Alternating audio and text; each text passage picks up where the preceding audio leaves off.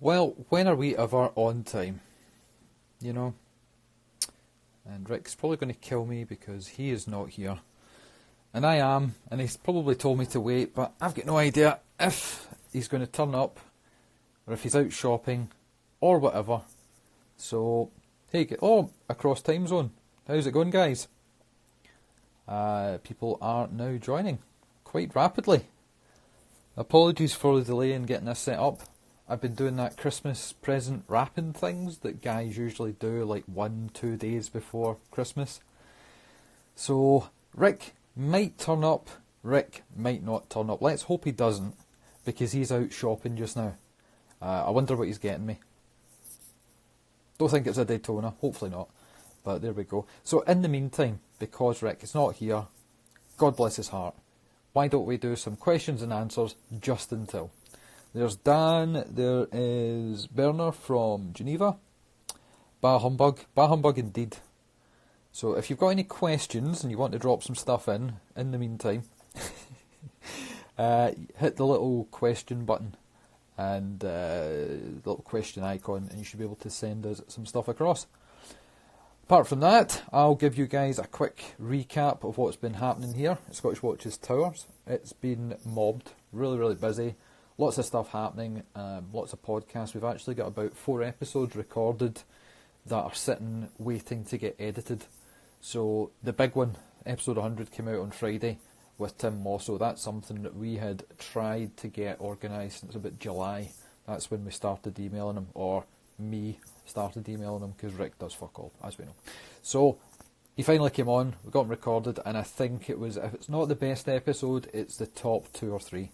I'd say Ariel Adams, Archie Luxury. Yes, Archie Luxury's episode was actually really good. If you've not listened to it, go back and check it out. And Tim was just fantastic, start to finish. Not just about watches, about his passion for cars, mountain biking, guitars, old rock bands I've never heard of. It's a great episode, so you guys should go check it out. Did you see the Daytona sitting in the window in Geneva duty free? I think I remember seeing something. Yeah, there was some things sitting in the window, but it said they weren't for sale, I believe. I saw them a few weeks back when I was over at JLC. Speaking of JLC, Adrian from Bark and Jack has uploaded the video that he's been working on for a while, and that was the trip that he went on to JLC, and he invited me along because he had a free space, and of course I said yes. So I helped him out with the filming, gave him a chance to actually concentrate on listening to what people were telling him, instead of trying to film, record audio, and get everything sort of absorbed into his brain. So check that one out, it's a really good video. I helped him out with the footage and a little bit of the sound as well, so check that one out, it's on his channel. Other stuff that's happening, episode went out today, it's our Merry Christmas edition. We talk about the funny watch awards that we are coming up with, so check that episode out, check the show notes, and then if you're not already, jump onto our Facebook group, search for Scottish Watches. We've got a page and we've got a group. Like the page, that means you'll get up to date on what we're posting, and if you jump into the group, you will find all sorts of dodgy shit. So you need a thick skin. If you like the podcast, you will fit in fine. It's a bit of a free-for-all. It's like a big bar brawl at a biker bar, but it's fun. And we have got our polls in there with all the questions and things. So things like, what was the... Instead of what was the best watch of the year, we did things like, what's the biggest fuck-up watch of the year? What was the biggest mistake made? What was the biggest lie that was told in the industry?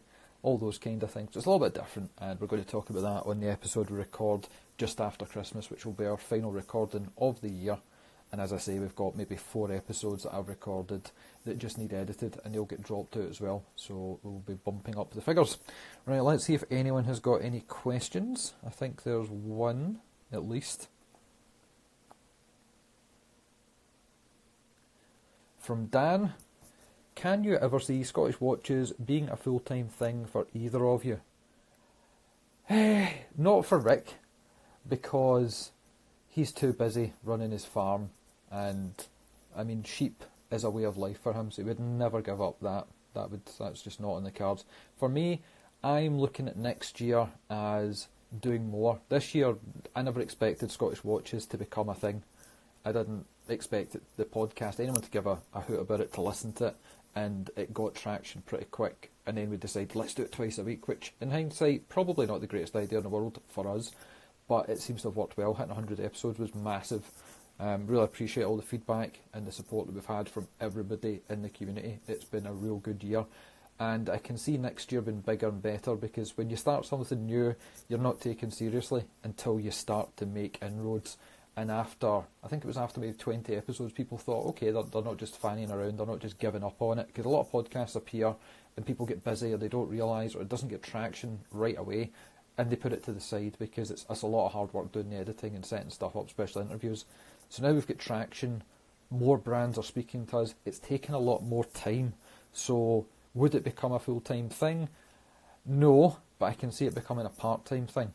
I'm self-employed, I do AV work, so I do like wedding videos, nightclubs, gyms, corporate stuff, and Scottish Watches has taken a little bit of time away from that over the last 12 months. So if I can do more video type stuff, more with Scottish Watches, and maybe get some sponsorship, all the different bits and pieces that I'm dropping at the moment, then yeah, I can see it becoming a part-time thing, and maybe doing a little bit more travelling across to different events and things, instead of spending maybe a day there, spending a good couple of days getting more content and, you know, open it up to the rest of you guys.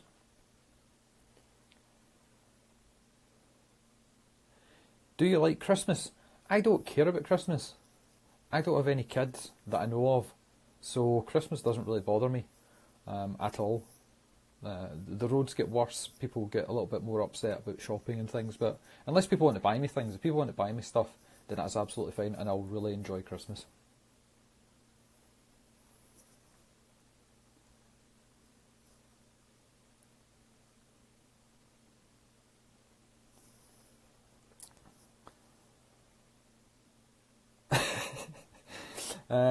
Let autos lie dormant when not in use, or keep them in a winder. Personally, from the information that I've got, watching videos from watchmakers and repair guys and service technicians, just let them sit.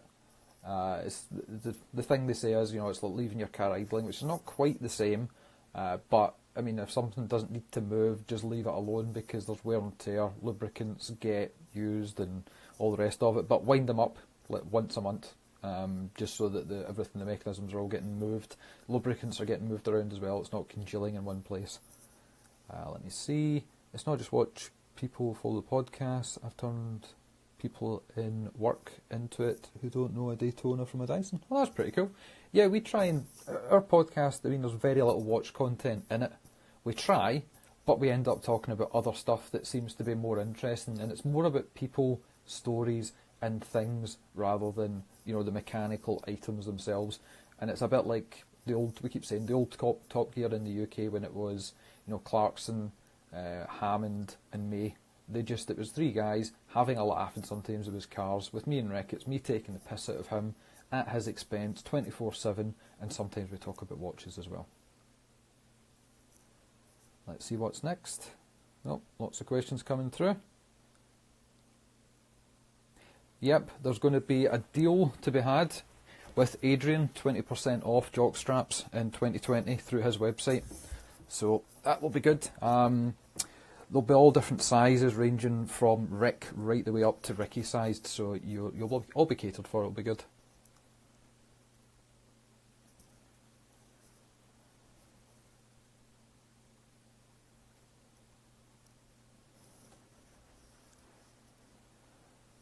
Just announced, on average, 3.5% increase in prices for Rolly and Tudor across our line for 2020 in the US.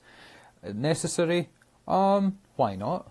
I mean, if I had a business that was selling everything I could possibly make, I would be upping my prices. It's the law of supply and demand. Look at Patek. I think they bumped their prices up by 20% a year or two ago just because.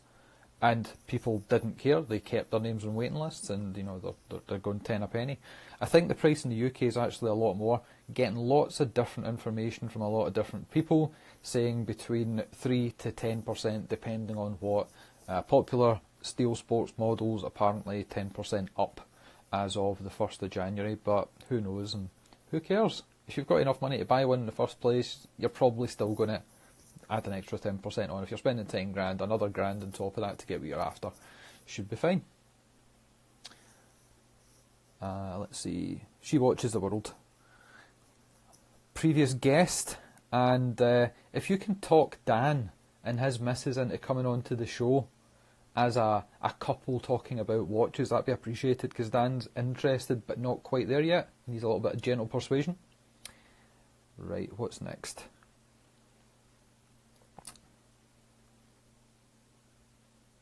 Care for a special guest, as in on the live chat just now.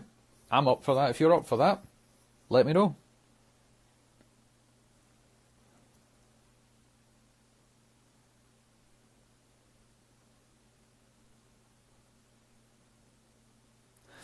Is there a minimum number of followers, as a rule of thumb, that you need to get invites like Adrian?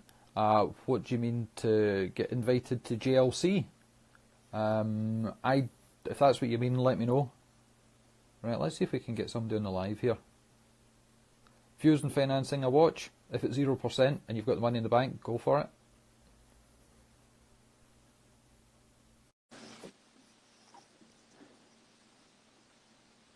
Waiting. Connecting. Hello. Hey mate, how are you? Not bad. How are things? Good, good. I just thought I'd check in and say hi. Yes, this is a bit of a collab podcast Instagram live Yeah, then, eh? I know, right? Oh, so you guys getting on? You've been a bit quiet of recent. Yeah. We did that special live with the girls and Evan when everyone was in town last week, a couple of weeks ago. Yeah, But that was good. yeah, that was a lot of fun. But we'll be back next year. Right. Yeah, Max and I just took a little bit of a break. I mean, you touched on that earlier. It gets to be really busy, but yeah. but we appreciate all the love, all the support, and all the messages about when we're coming back. But at least you guys and Adrian and 10-2, you're keeping the community busy and entertained, and I'm super happy. Good. No, it's been, as I just said there, it's been a very interesting and busy year for everybody. And some people, it'll be the same with you guys, people kind of, when you're doing things, they expect it because they like it. And when it's not there, they wonder where it's gone, but they don't realise, there's mortgages that need to get paid, and or there's other away jobs. somewhere. Other jobs, or you're out the country doing things. Exactly. Yeah. But no, it'd be good to see you guys coming back, because like the girls at 10 and 2, they're hopefully going to be coming over to the UK next year. Yeah, same. I was talking to Alan. We're trying to plan a trip to Scotland. Oh, fantastic. When about? Yes. When are you thinking? I think we were talking about July or August. I'll have to check with Catlin and Kat. I think we're trying to all go together. No, that would be good. Yeah, that'd be brilliant. It'd be a hell of a trip. Have you been over here before? Have you been over to Switzerland or anything like that? Yeah. I actually moved to North America 15 years ago, but I grew up in Europe, so I'm from just outside Barcelona. Ah, nice. Yeah. Never been there, but I was over. Where was I? I was in Madrid last year, and that was fun. But I've heard Barcelona's even better. Yeah, it's great. So no, well, top of the league. I'm not Madrid. Football, Madrid is number 2. In Scotland, you can end up with a sore face depending which team you support. Yeah. So got to be careful. You know all about that. I lived in Kent for a while. So. Kent, is that with an E or a U? No, just outside of London. Ah, right. So what are you wearing today then? What's on the wrist? BLNR. This is actually Evans. You're terrific. He has my sub, and I have his BLNR for a little while. Nice. Well, I was at the gym today, so I was wearing this little guy. Sweet. Oh, I love that. So the Ducati Fast Rider from Tudor, Yeah, ETA 753, full ceramic, 150 meters water resistant. Yeah. And if it bangs off things, it's either going to break completely or it'll be fine. So, and I tried to be careful. So what exactly have you guys been up to then since you've been off air? So Max has just been taking a big break and traveling and working. I had a big nightmarish move to a new house that we didn't realize had a lot of work that was needed. I've basically had to learn how to redo plumbing and then redo plumbing. So I think that was the easiest thing, but then have to redo some of the drywall, etc. So I've learned a lot about how to actually build a home and a house for that matter. And then just all the Watch the Bay meetup events that I've been doing in the Bay Area. Mm-hmm. that's good. Well, let's Yeah, have yeah. a couple of questions then for you, since it's the first time we've spoken and you're Yeah, the yeah. guest. So I'll hit you up and I'll ask you things. So Sure. this year, what would you say has been the standout watch that's been released for you? Oh, that's a good question. Stand out. Hmm.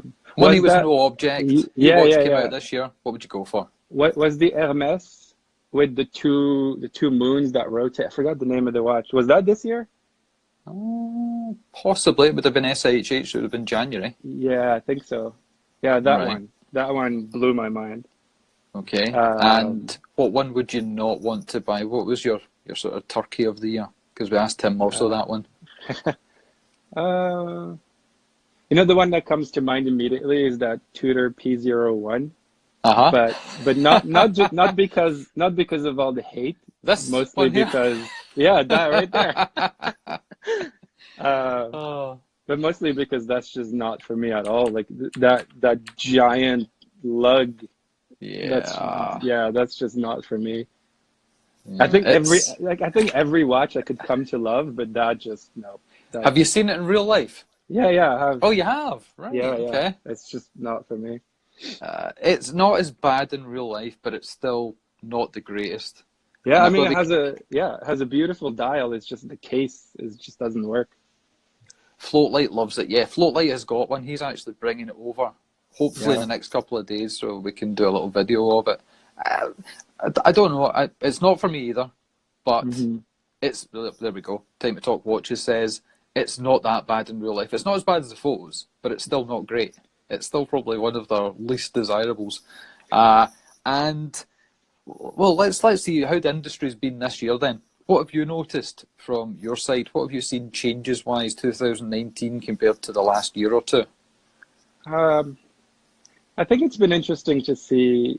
There was a question earlier about like price increases and thing. I think it's a lot interesting to see how brands are reacting to watches becoming more and more in the mainstream.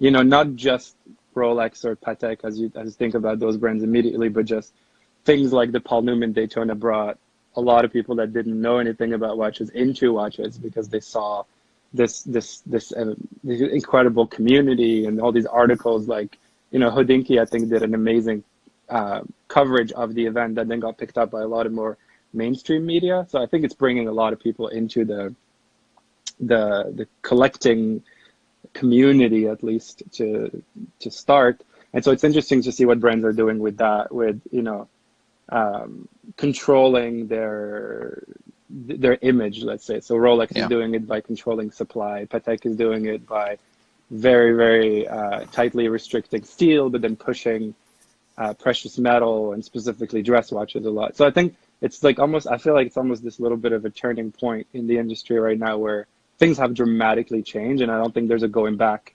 People talk about a bubble bursting or whatever. That might happen, but I don't. But I think the collector community has changed, and it's not going back to what it was like 2 years ago. To your point. yeah. What I've seen in the last maybe year or two is this whole limited edition Yeah. arms race of whenever anything. I mean, if somebody had Hmm. said to you a year ago, Timex are going to make a cheap quartz watch and That's people are gonna going to go sell out. nuts for it, it's going to sell out every time it Yeah. wears. It's going to be dramatically more expensive on the secondary market on eBay and Yeah. everything like that. You'd laugh Hmm. because Timex, they weren't relevant a year or 2 years ago, but look at them now. No. Yeah, you're right. And all you need to do is say limited edition and pretty much anything will sell out. And the Yeah, and Hodinkee effect is crazy as well. yeah, yeah, and it's funny because I forgot who I was talking about this with, but we were talking about I don't know if you're into sneakers or at least in touch with what's going on in the sneaker industry, Not but basically much. basically over the last like 5+ years, there's been a similar trend around limited editions that immediately sell out and then get Right. resold on the market. And there's been this side industry of people that are using things like bots to basically bypass checkout lines and things like that to Hmm. secure access to certain things, and then are effectively buying only for the purposes of reselling. So it's this Ah, whole like it's not quite gray market, but it's this whole like industry on the side that is effectively just there to buy things that are hard to get or make things hard to get for the purpose of reselling. And I think we're starting to see a lot of that in watches now. It's a little bit different because you can't just buy a Daytona on a website and you have, there's 100 of them and the first 100 people get them. Yeah. But the ADs, in a way, are controlling that and working with some of these dealers that are buying things in bulk, and then creating this sense of scarcity that might or might not actually exist and forcing people to pay resale prices.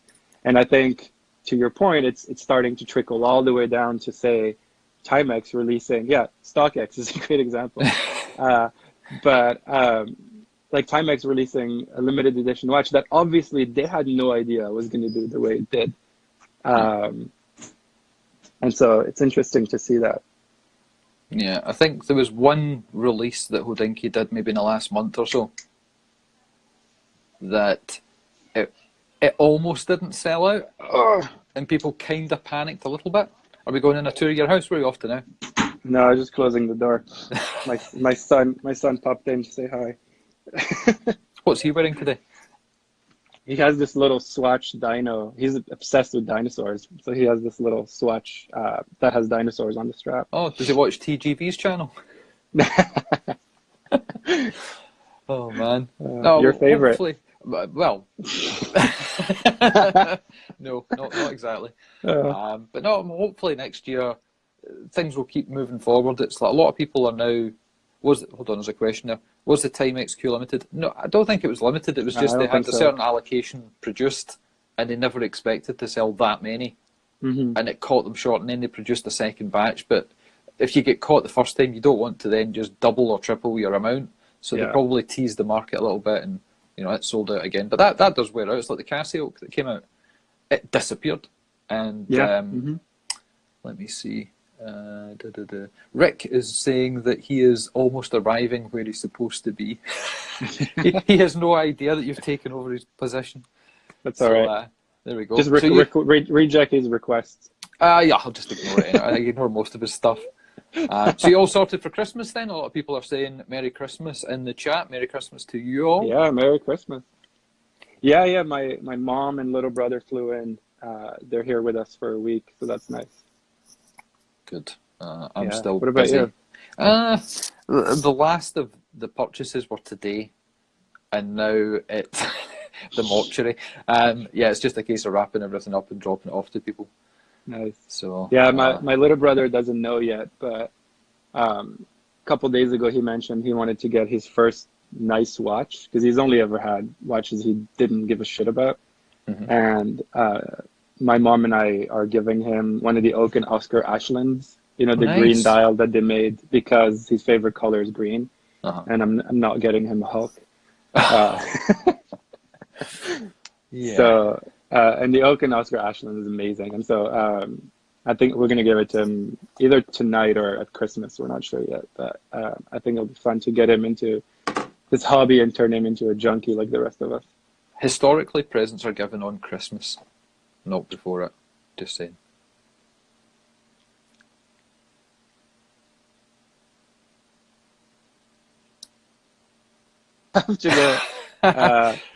No problem at all. Well, listen, Rick will be back soon anyway, so it was good catching up with you. I look forward to your podcast coming back and maybe doing a collab next year, all right? Yes, looking forward to it. Catch you later. Bye. Cheers. Bye.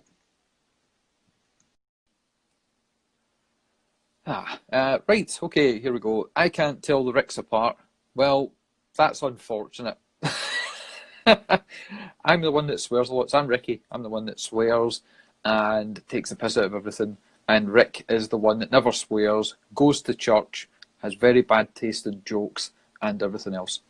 Where is Rick? Rick is pulling into a car park. He is, I think, taking somebody in his family ice skating or something along those lines. I didn't really pay much attention. So before he gets here, let me just jump in and see if there's any more questions.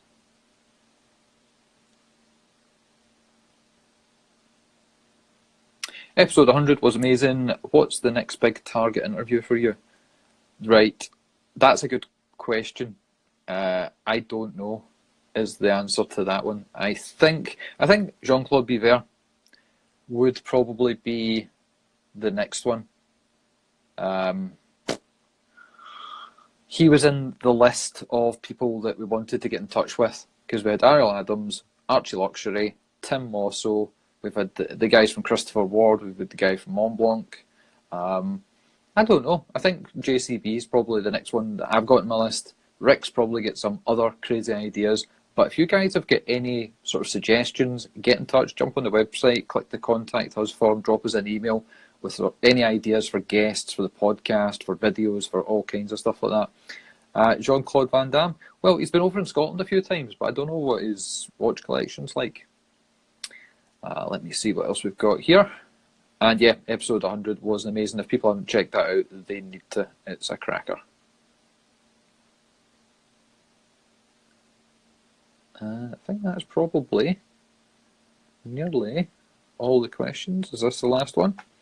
Ever think of going to America? Yep. I've been speaking to Nick from the Fears Watch Company, because he goes back and forth to America a little bit. And he was recently overseeing the two girls from 10 and 2, the two cats.